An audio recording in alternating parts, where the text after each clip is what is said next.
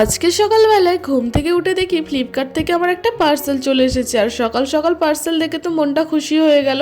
তার মধ্যে ছিল আমার একটা ফেস টোনার। আর আজকে মা আর বাপি যাচ্ছে মুম্বাই, তার জন্য বাপি এখানে সমস্ত জামা কাপড় প্যাক করে নিচ্ছে।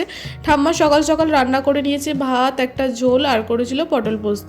আর এবারে মুম্বাইয়ে মাসির ছেলেকে নিয়ে যাচ্ছে। আমার যাওয়ার খুব ইচ্ছা ছিল, কিন্তু আমি যেতে পারলাম না। ভাইয়ের জন্য যেহেতু টিকিট কেটেছিল, আর ভাইয়ের তো এখন পরীক্ষা, তাই ভাই যাচ্ছে না, ভাইয়ের বদলে যাচ্ছে মাসির ছেলে।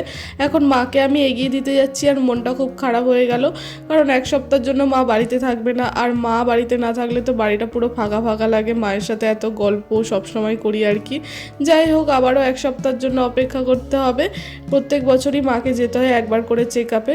যাই হোক, এখন আমি বাড়ি এসে দেখছি একটু মহাভারত। আর এই মহাভারতটা তো আমার খুবই প্রিয়, মানে আমি বারবার দেখি আর কি। আজকে মনির ছিল একটা বিয়ে বাড়ি, তাই এখানে সাজতে এসেছিলো। তো চলো আজকে ভিডিওটা এই পর্যন্তই, টাটা।